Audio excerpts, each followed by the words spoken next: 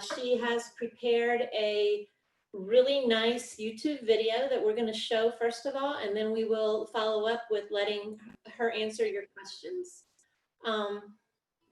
So if you have any questions during the course of the presentation, if you would put them into the chat box, and I will write them down and take notes, and then when it's time, when the YouTube video, which is actually about 42 minutes, I believe, is finished, we'll have the rest of the time for you to ask her questions about her home wildlife habitat.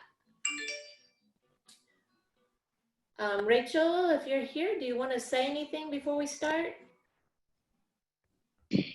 Sure. Thank you so much for coming out this morning and joining us virtually. I hope you enjoy the video. It was put together under some pretty interesting circumstances here at home, and it's my first time doing YouTube video, so forgive any sound issues. You may want to turn up the volume on your end if you're having a hard time hearing the video. Okay, and also I want to say that this will be recorded and you will have access to the YouTube video if you want to watch it again on your own at a later time, if you feel like you missed anything or just need to hear it over again. So that will be made available to everyone who shows up today.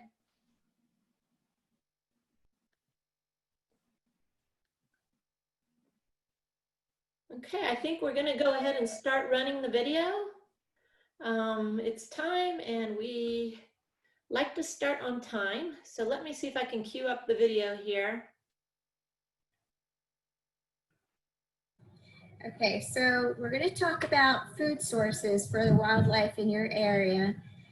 With the Certified Wildlife Habitat Program from the National Wildlife Federation, they ask that you address food sources in at least 3 different ways. Some of the ways that you can address food sources would be plants with seeds. You could address it with nectar. You could address it with foliage, twigs. You could also do suet if you don't have enough room to do plants. You could do bird feeders, hummingbird feeders, so forth. However, the preferred approach is that you're actually using plants, seeds, berries, fruits, that sort of thing. So what we have here, this is our pollinator garden. We grow a lot of plants here specifically for pollinators. There's echinacea, you might know it as purple coneflower. There's rudbeckia, you might know it as black-eyed Susan. There's a lot of milkweed in there actually. And there's some other things in here too, like foxglove. The bumblebees love foxglove. I'm going to show you the echinacea seed head. I actually leave the seed head standing all fall, all winter, and even into spring. And I only gradually clear it out in early spring. That way the birds have plenty of forage and the bees have habitat as well. So I want to show you.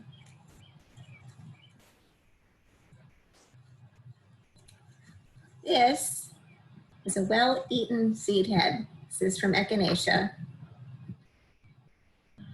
So here's an example of something that I grow specifically for the wildlife as well. It's not what you would typically think of when you think of forage, but it is something that I find the birds really do pick from during the winter. And this is an heirloom sorghum. So think corn, but taller, and it gets this ornamental broom thing on top. The birds come in and they sit here on our cattle panel archways and they pick at the seed heads all winter long. You can see they've been eating, and I'm actually going to be taking these down now that we're well into spring and they're finding other food. Yeah, this is broomcorn sorghum. And this is a seed head from rudbeckia. As I said, you might know that as black-eyed Susan. And again, I grow these largely for the birds, and you can see they do come through and pick out the seeds during the fall and the winter. And this is forage for them. So we've talked about 3 different kinds of seed sources that come from plants that we grow. I'm going to take you on to a different type of food source. So the next type of food source that we're going to talk about is berries and fruits. And again, these are things that you would grow on your property with the intent of either feeding the wildlife exclusively or at least sharing with them. So what we have here is a native red twig dogwood. And you can see it's gone through flowering and now it's starting to form its berries. We also have nearby some winterberry hollies. And these plants together are strictly for the wildlife. They're not for us other than just to look pretty. And I'd take you over to one other thing that we grow strictly for the wildlife in just a second. And so this is the native dogwood tree. And you can see its flowering is complete and it's beginning to form berries as well. This is something we grow largely for the wildlife, and it has some ornamental value for us. But yes, so this is another example of berries as a food source.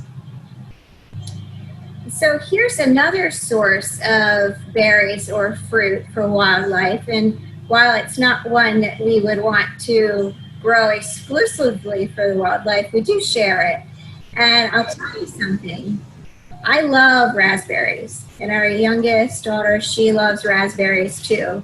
So if the birds were taking unfairly, we wouldn't take that very long. But I can tell you that they actually don't take that much. And I look at it this way. I rely on the birds out here to do the vast majority of our pest control, and I don't expect them to work for free.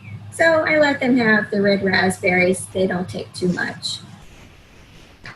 So here's another one that produces berries. We do share with the wildlife, and I can tell you the birds do enjoy it. These are pine berries and strawberries. And I've only ever tried to exclude the birds once, all the years of us growing strawberries here. And I found that I actually needed to let them in, because what happened when I excluded them was we had more slugs. And slugs like strawberries too, and they don't share nearly as fairly as birds do. So we share with the birds.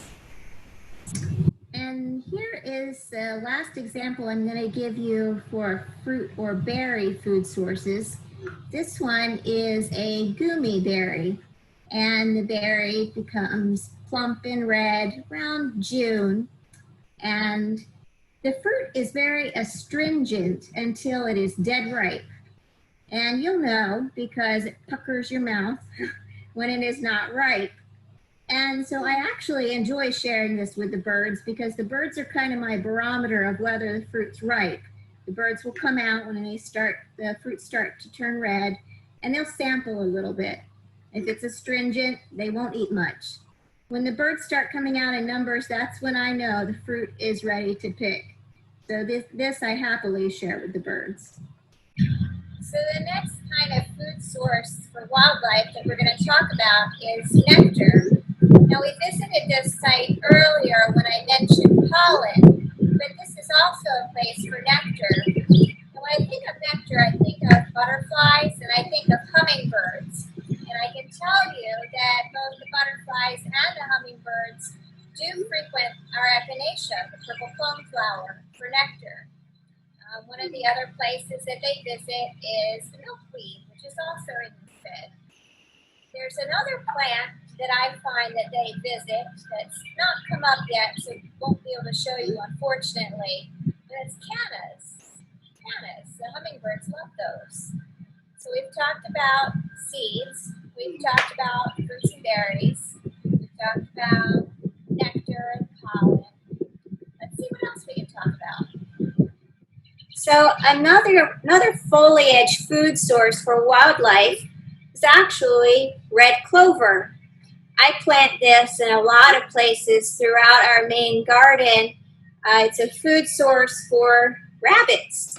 And I have found over the years of including this in our garden that the rabbits prefer to eat the red clover and they leave our vegetables alone. So it's kind of a win-win. The other thing that these red clovers are doing is they're fixing nitrogen in the soil So they're feeding the garlic that I have planted next to it. They're keeping the soil nice and moist for the worms underneath. So we get some benefits out of this too. But I wanted to show you because it's an excellent forage for rabbits. Let's see if we can find another food source in the foliage section of food. So we're going to talk about pollen. And when we think about pollen as a food source, I want you to think about the availability of pollen throughout the year. So things that would be available early in the year, early spring, and then things that would be available later on in the year in the summer, and then some things yet that would be available in the fall. So what we have here are some plants that are blooming now. This is about the middle of spring. We have a native columbine. We have some non-native wildflowers. We have a native digitalis that's going to be blooming soon. And this provides a pollen food source in the spring for bees, wasps, butterflies. I'm going to take you to a section where we have plants for summer blooming. Let's go take a look. Here we have some summer blooming pollen sources for our wildlife habitat. In here we have the native echinacea, or you might know it as purple coneflower. We also have some daisies, and we have the native Jerusalem artichokes, which are in the sunflower family. So these do bloom in the summer. Right now it's mid-May, so there's not a whole lot going on here other than leafy greens. But come summer, this is going to be a busy place. Lots of bees, lots of butterflies, and hummingbirds too. I have one more spot I want to show you, and it's where we have our fall pollen plants. Let's go take a look. And so here we have our plants for fall pollen to be a food source for the wildlife. So we have native coreopsis, you might know it as tick seed.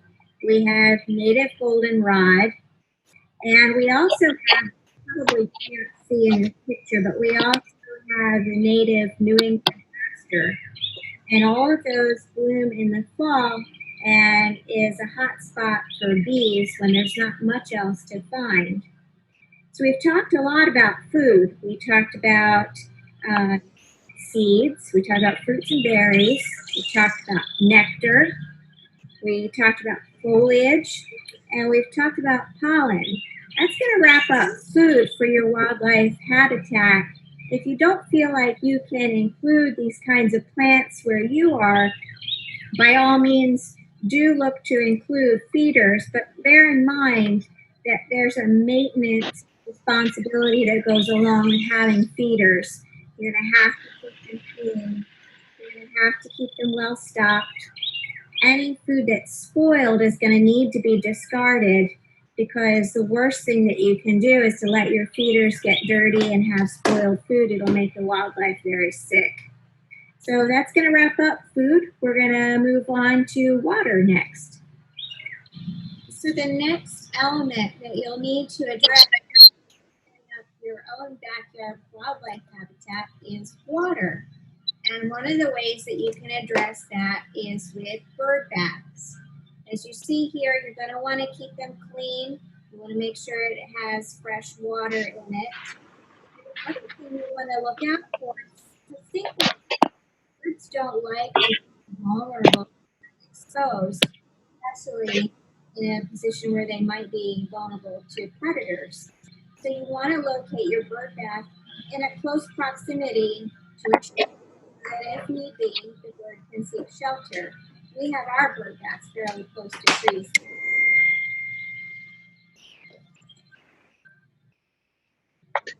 And so here's another bird bath of ours. Again, you can see we have it located close to a tree. So if the bird needs to seek shelter, it can. It's not exposed to predators. And another way that you can address water for your wildlife habitat is by providing butterfly puddlers. And so it's a shallow dish with just a very small amount of water in it. It's not nearly as big as a bird bath, but butterflies, bees, so forth can come visit it and get some water and cool off in the heat of the day if they need to. So far, we've talked about ways to provide food for your wildlife habitat. We've also talked about sources of water. Before we move on to cover, I wanted to mention that if you happen to be blessed with a spring or a stream, a pond, river, a lake on your property, that those also count toward the water requirement. Moving on, we're going to talk about cover, and the National Wildlife Federation asks that you provide at least 2 different sources of cover for the wildlife in your area. We're going to talk about mature trees first. So here you'll see the canopy of several of our trees. You'll notice that at full maturity, they're pretty close to each other and they're pretty good size. There's plenty of room for birds, bats, tree frogs, insects, spiders, you name it. One of the trees in this we've just shown you, we actually call our AWA tree because there's so much life in it. You're probably not going to be starting out with much in the way of mature trees if the property is new to you, but do think long term, what could you plant that would someday become a mature tree canopy for the wildlife? One of the other things that the National Wildlife Federation mentions as a source of cover that you could provide for wildlife is a bramble patch. And if you think about it, it's kind of easy for a bird to get in there, and it's all clustered together. The bird wouldn't be so easily seen by predators. It's not so easy for predators to get in there, with one caveat. I have seen snakes in our bramble patch, so something to think about. I wouldn't say that it's a reason to not have one. We obviously have a bramble patch, and the snakes here are not venomous, so they don't bother us. But when you have a bramble patch, you can expect wildlife. So another source of cover that you could provide for the wildlife on your property is ground cover plants. And I'd like to challenge your thinking on this a little bit. We've talked a lot about birds. Now we're going to talk about toads, frogs, earthworms. The wildlife, a lot of it's in your soil, believe it or not. I'm going to show you what it looks like from the perspective of something small that lives along the ground, so you can see why ground cover plants like these hostas and these wild violets provide such a protective layer for them. So what we have here is we have some really big leaf hostas.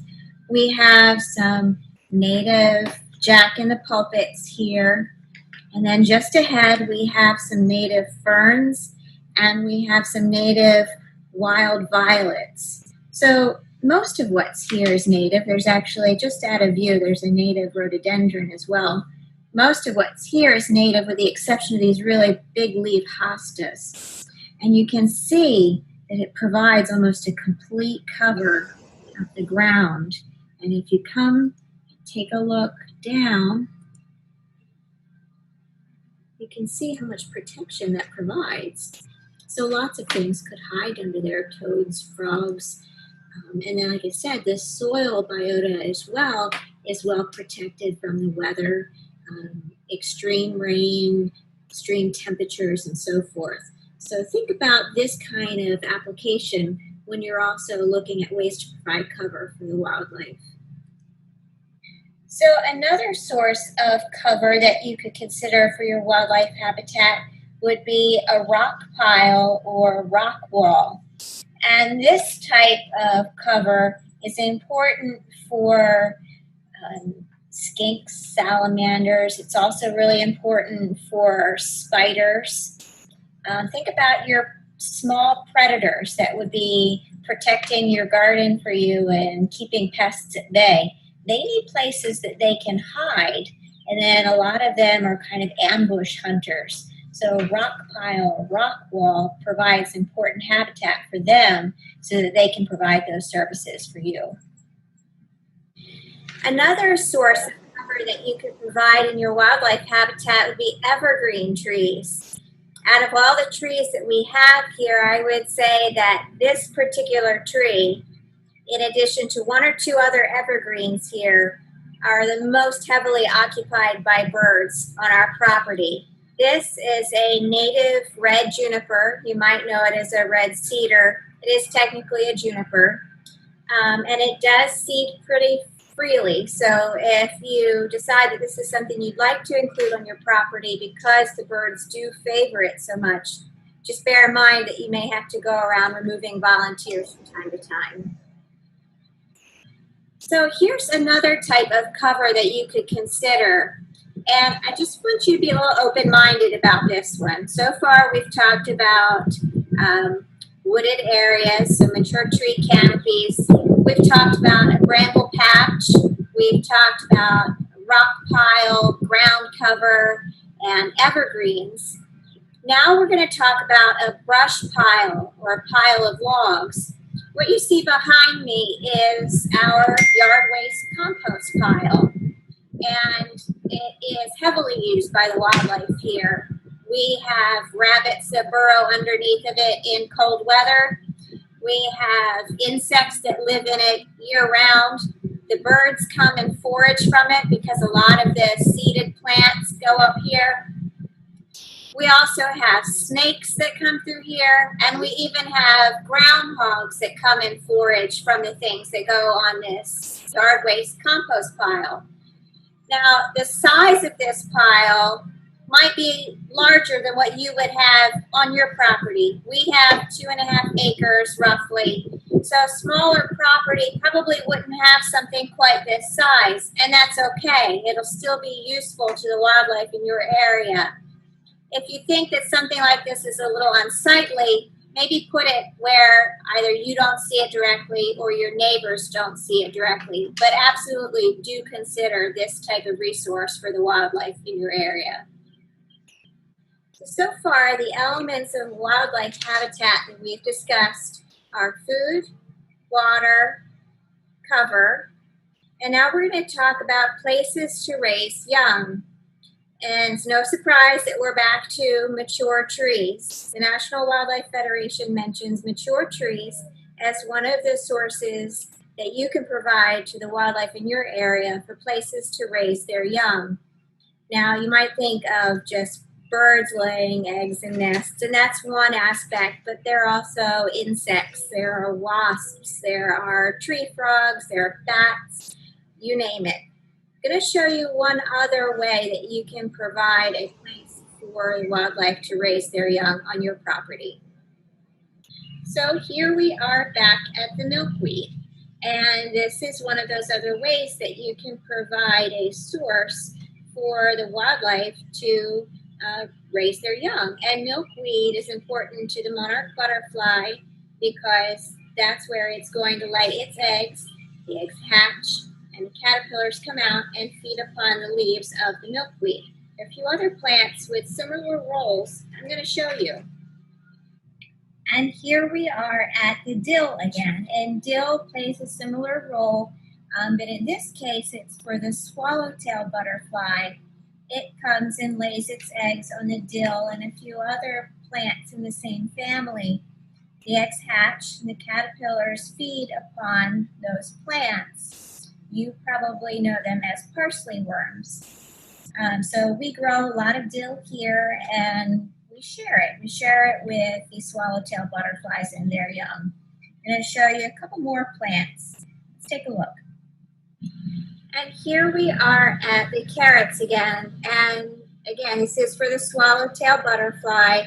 It lays its eggs on the leaves. The eggs hatch, and the caterpillars feed upon the leaves. So just remember that these kind of sources are important to the life cycles of the wildlife in your area.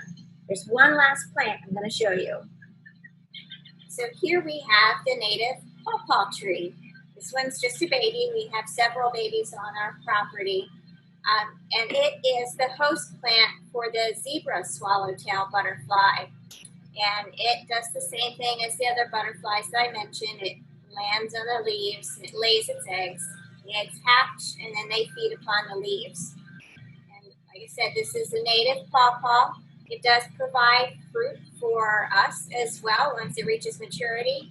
So it's not something that's just for the wildlife, it's for us as well. Okay, so we've talked about food, water, cover, places to raise young, and the final element that the National Wildlife Federation asks you to consider in creating your backyard wildlife habitat is sustainable practices. And they have 3 categories that you can address in sustainable practices. One of the categories is soil and water conservation. And one of the things that you can do in that category is to capture rainwater from your roof and to also use drip irrigation. So what we've done is to combine the two. I want to caution you up front that there are a lot of ways that you can do rain barrels wrong. Think about the size of your roof. Think about the amount of square feet. And think about the kind of rainstorms that you get in your area. For us, the amount of rain that comes off the roof would flood a rain barrel easily if it was just an isolated piece by itself. So what we've done is we've tied it to a drip irrigation line. It's gravity fed and the line's always open. So as the water comes off the roof, it goes through the pipe and then it slowly waters our ornamentals that are planted around the house. I would not advise using this type of water for watering your edibles. There could be things leaching from your roof, but it's perfectly fine for ornamentals. Another thing that you can do in the category of soil and water conservation is to use mulch. And I want to show you the importance of using mulch in your garden and around your property. And I want to challenge your thinking about what mulch is also. Here we have some shredded wood chips. These are actually donated to us by a neighbor who had some aging trees cut down. It also includes dry leaves. Some of our friends brought us bag leaves over the past couple of years, and we've used that for mulch as well. I'm going to show you what it looks like down here. You scoot this away, look at that. It breaks down and you get this gorgeous, dark, humusy soil form. And usually when I do this, you can see worms start to come out. It is one of the best habitats for soil life. And the plants love it. It conserves moisture. It adds nutrients as it breaks down. It moderates the temperature. Lots and lots of good things happen when you use mulch. I'm going to show you one other way of using mulch in the garden. So another form of mulch that you could use in your garden is what I like to call chop and drop. You take something that you grow, like in this case, red clover, and you just chop it and drop it. And I come in by hand and just pull it and lay it down, and you'll see that there was actually a layer here where I did this about a week ago around our potatoes. The nice thing about clover, when you use that as a chop and drop mulch, is that clover is naturally a nitrogen fixing plant. It fixes nitrogen on its roots by a relationship that it has with a certain bacteria in the soil. And so that bacteria attaches itself to the roots and the nitrogen forms there. When you chop the red clover, it sheds some of those roots. And as it sheds those roots, it releases that nitrogen into the soil to become available to the plants around it, in this case, potatoes. So chop and drop mulch is a really, really beautiful thing, and I would highly encourage you to use it. So another thing in the category of soil and water conservation is reducing erosion. And what you see here is something we've done to reduce erosion on our property, and it is a little swale. So what it does is it captures rainwater that comes in at a point of excess, and then typically it would just sheet across our lawn because our property is on a slope. But instead, it goes into this swale, and then it soaks in slowly and becomes available to the plants that are planted in that berm that you see. We have some pine berries, we have blueberry, we have jostaberry, we have native aronia, and they get to really reach their roots deep into where that water soaks into that swale. I'm going to show you one other example of a swale.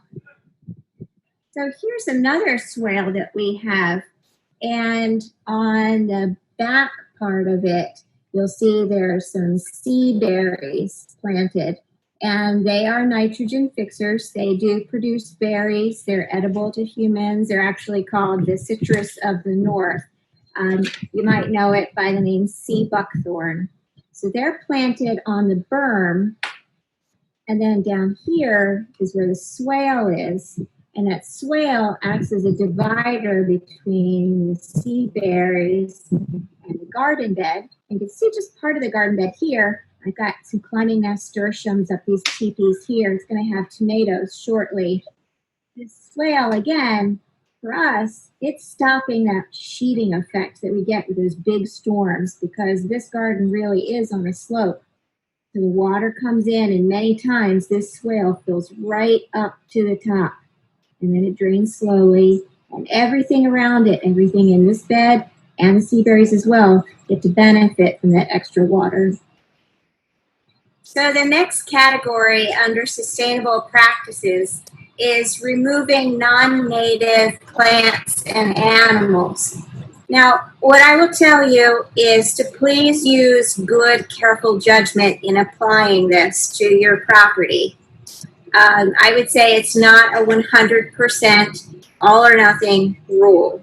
If you have some, you probably know it as invasive, I would say really adventurous, non-native plants that are out competing some of the other things that you really ought to be growing and have a higher wildlife value, then certainly do carefully remove those. But if they are locally adapted, if they're providing services to the wildlife, if they're providing services to you, and they're not out competing other things, then perhaps there is a place for them. If you take a look at the University of Delaware's Cooperative Extension website, and you look under the Sustainable Landscape page, you'll see what I'm talking about. They give you some guidelines about when to remove something and when not to remove something. And let's face it, we all have ornamentals, right? We all have our tomatoes, right? So those are non-natives. So think carefully, before you just say, well, if it's not native, then it doesn't fit here. It just might. However, if you're going to be removing non-native plants, then naturally you'd want to replace them with something perhaps native. I'm going to give you some examples of native plants. Each example that I'm going to give you is something that is either edible or medicinal. So it's not just a matter of providing for the wildlife, although it does that. It's also about providing for you as well. This here is the American elderberry. You can see it's just starting to form the flower heads. We're in the middle of May here. It will have berries early summer. Here's another example of a native plant. This is a young American witch hazel. Witch hazels going to get a bit bigger than this. This one's only about 3 or 4 years old. And you probably think witch hazel, the skin is astringent. It's not something you would take internally, but do take a look at this. This is a useful plant to have around, and as I said, it is native. It's the Virginiana species. And here we are back to pawpaws, and as I said earlier, they are native. We are in Delaware. Pawpaws have a native range of kind of the eastern seaboard over to what I remember from school as Mimal, right? The man in the middle of the country. So that's kind of the native range of pawpaws. And like I said, they're a host plant for the zebra swallowtail butterfly, but they're also a food source for humans. I'm going to take you to another native plant. Let's take a look. And here's another native plant. This is the native goldenrod. This is about mid-spring, so we're nowhere near flowering yet. But come late summer, early fall, this is a really beautiful plant. It attracts a lot of pollinators, and it does have medicinal properties for humans as well. I encourage you to take a look. I personally use it myself. But yeah, this is goldenrod. And here's one final native plant for you to consider. This is aronia. It does produce edible berries. The berries are considered a superfruit and very dark purple and very nutritious. They're also not entirely tasty. So you might want to think carefully before planting this one if it's something that you think you might want to eat. The birds love it. We're going to be using it in juices and jams and jellies and things like that, not really eating out of hand. It is a beautiful plant in the fall. The leaves turn a bright fire engine red. So this is another native to consider. It's aronia. So under the category of controlling exotic species or removing non-native plants and animals, this is still a category under sustainable practices. One of the things that the National Wildlife Federation mentions is reducing lawn. And you can see here, this is about an acre. This is our front acre. And we've done a lot in the past several years to reduce the lawn. Now, the reason that the National Wildlife Federation mentions this in trying to create a wildlife habitat is that lawn is, in most cases, not native. It creates a dependence on fossil fuels for maintaining a manicured look. And for many people, it also creates a dependence on chemicals to keep it looking nice and green and lush and what they would call weed-free. And so all of these things contribute to air pollution, water pollution. They're toxic to amphibians particularly, also herbivores. And so rather than have that kind of scenario where not only are there toxins, but there are also plants that are not providing much use to the wildlife, they would rather that you reduce your lawn and put in other plants instead. And of course, they favor natives, but we have a mix of natives and non-natives here. The key is really just to avoid those opportunistic exotics, the ones that will take over. But you can see what we've done. Like I said, this is an acre. A lot of people are going to be working with a smaller footprint. Don't feel like you need to do something this big. A smaller scale will still give the wildlife in your area the benefit that they need. So the last category in the sustainable practices section for the certified wildlife habitat is organic practices. And the way that the National Wildlife Federation presents this is they give you essentially two things that you can work with. One is an expectation that you eliminate synthetic fertilizers, synthetic pesticides. The other is an expectation that you also compost. So what I would share with you is that those two things, though they may seem separate, they actually go together. And what I'm going to show you, this is one of our compost piles. We generally have 3 or 4 going at a time. And this one includes not only some of our kitchen waste, but it also includes things like shredded paper, cardboard, and it includes some aged horse manure that I had gotten from a friend's biodynamic farm. So this is a very mixed compost pile. Your compost pile does not have to include manure. You can do it strictly with kitchen scraps and shredded paper and cardboard. We have a pile like that too. The key is to make sure it's balanced, your carbon and your nitrogen. And here's what I'm going to show you.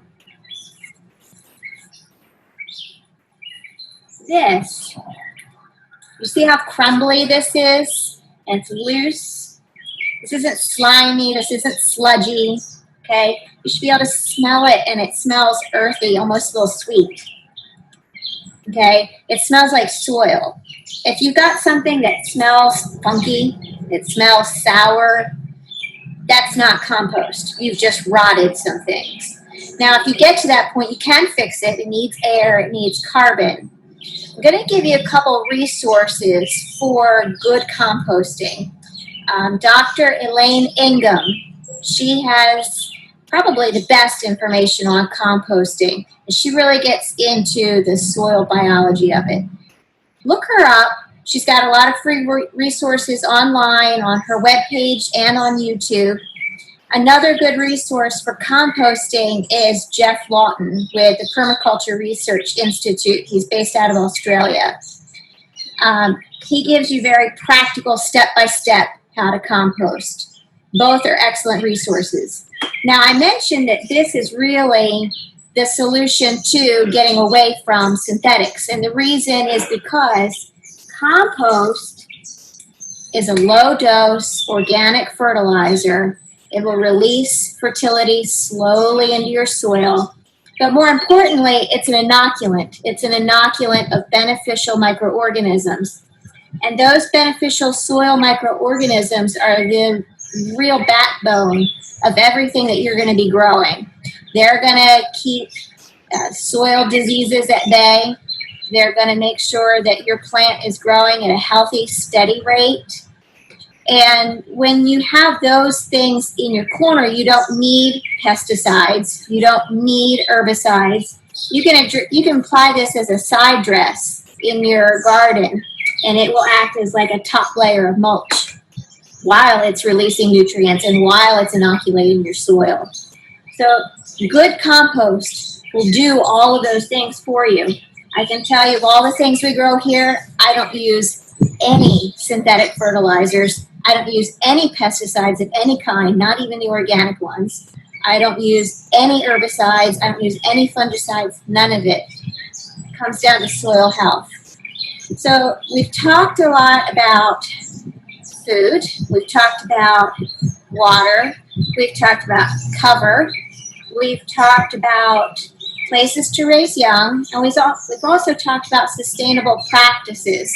Those are the 5 elements that you'll need to address in creating your own backyard wildlife habitat. If you'd like more information or if you'd like details on how to get certified, take a look at the National Wildlife Federation's website. It's www.nwf.org. Good luck.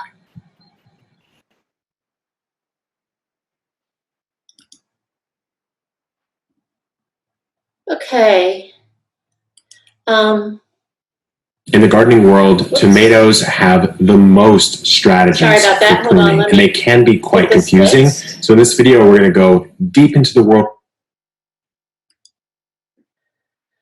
Okay, we're going to go on to our question and answer period. I have a, back to the presentation here.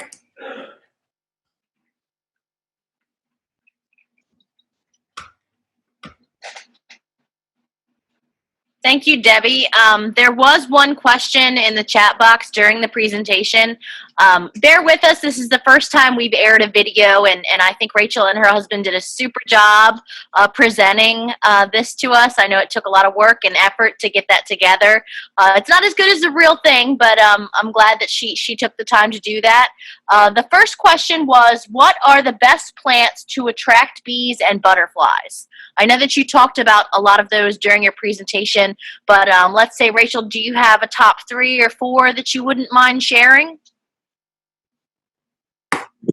Sure. So again, it comes down to time of year. And I would say in the summer, it's easy to think of a few off the top of my head. The echinacea for sure, that purple coneflower, rudbeckia, those black-eyed Susans, and in the fall, goldenrod definitely, and New England aster as well. Spring, it's a little mixed, you know, because we get that cold weather and the butterflies aren't really out yet. The bees are kind of hit or miss. You know, some days they can't fly. Gosh, I'd have to really think. Red clover is probably the one I see get the most attention, honestly, during the spring. It's not one that people think of right away. But yeah, the red clover attracts a lot of bees, honeybees, bumblebees, all of it. Great. Thank you. The next question was, how do you control mosquitoes with the bird baths and butterfly puddlers? So here, the bird baths and the little butterfly puddlers are not our biggest contributor. So I really don't worry about those.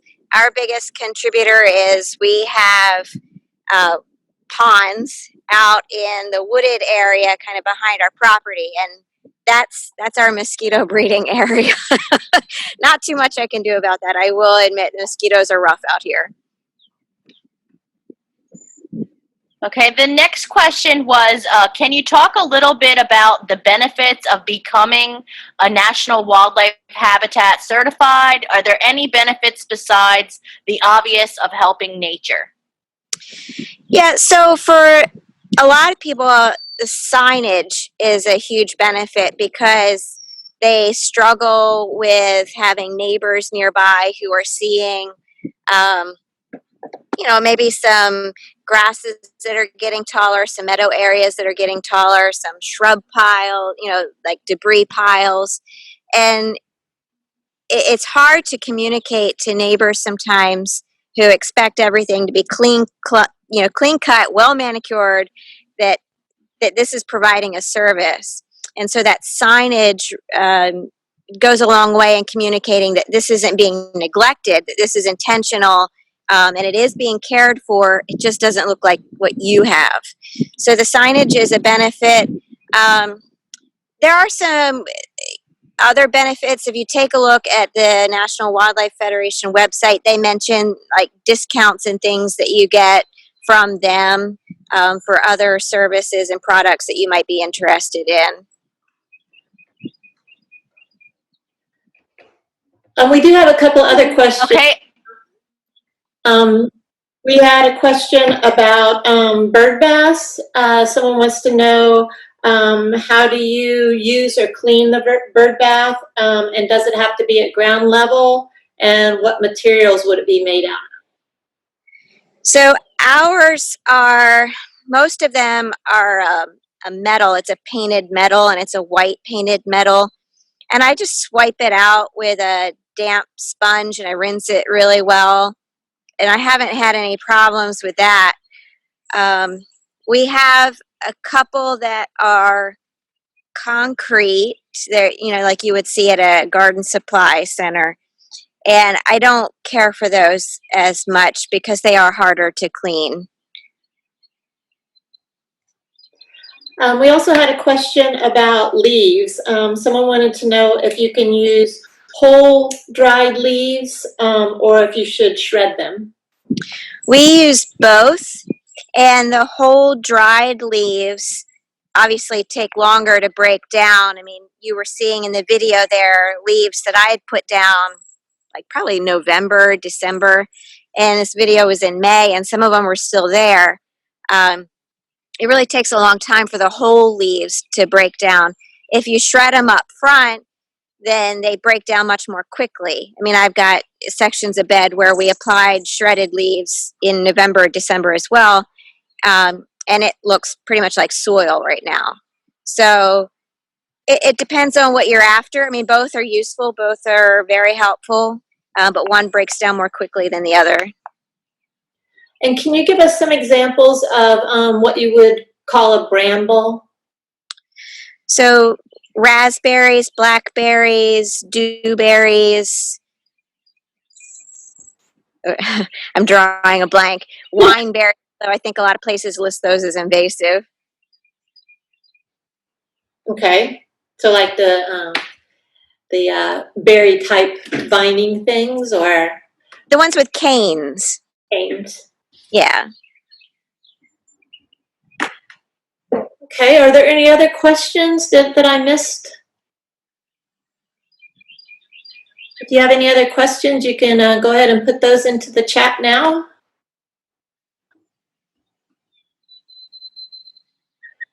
Someone wants to know if they can grow brambles under trees. I have some that I'm growing that way. If you think about where they grow on their own, it's typically at the edge of forested areas, right? Once you get in that denser canopy where there's more shade, the brambles aren't doing so well. They don't really prefer that level of shade. If you can grow them kind of just at that edge where they're getting a little bit of shade from the trees, their roots are kind of in that same root zone, they're happy there. But I wouldn't tuck them under where they're really shaded. They don't grow there naturally. They won't be happy there. Okay, are there any other questions? If you can't think of a question now, you always have the opportunity to ask one by email. You can see our email address up on the screen, so you can ask us questions, follow-up questions there. Also, I will send everybody the link to the YouTube video in the follow-up email, so you can watch that again if you would like. And then we'd also like for you to complete our evaluation, and I will get out of this PowerPoint and I will send you the link.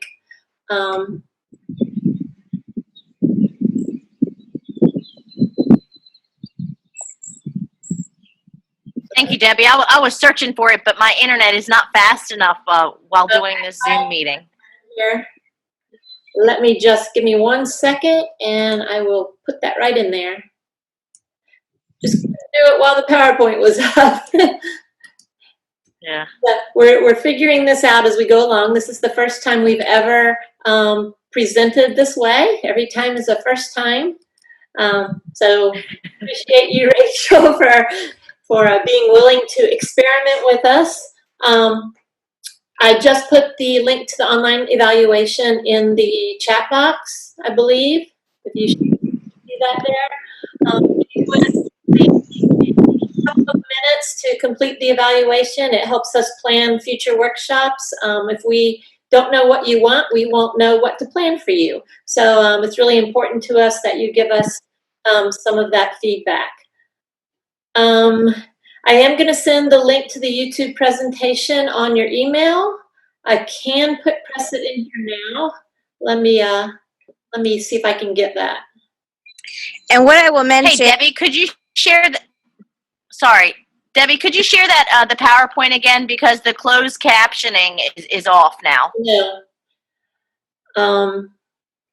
Yes. Hold on. Yeah, we also discovered that this is the only way that we can keep that going. What I wanted to mention is for those who are interested in watching the YouTube video separately, it plays a lot better directly on YouTube. You won't see that choppy, you won't see that kind of lag between the words and what you're watching on the screen. It plays a lot better over on YouTube. And we've been experimenting with recording, so I happen to have really high-speed internet here, so I'm actually recording it. So hopefully it will play clearly when you watch it in the recording. As we said, we're just trying this for the first time, so please give us some feedback about how it worked for you.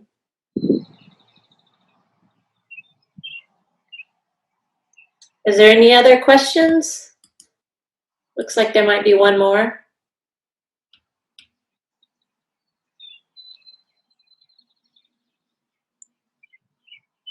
Okay. All right. If you, I have to, in order to send you this link, I'm going to have to close my presentation again. So I can't do both of those things at once here. Let me exit the presentation again, and I will put in the link to the YouTube video there.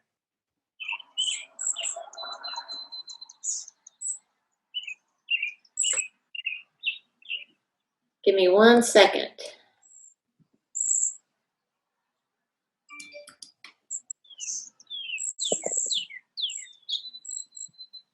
I love the bird sounds. I know, that's really nice. Is that yours, Rachel? Yeah. I know I wake up to that every morning. So. Well, great job, Rachel and Debbie. Thank you guys for putting this together, and thank you all the participants for working through this. You know, this virus has definitely impacted a lot of our programming, so I appreciate your willingness to adapt with us. Thank you.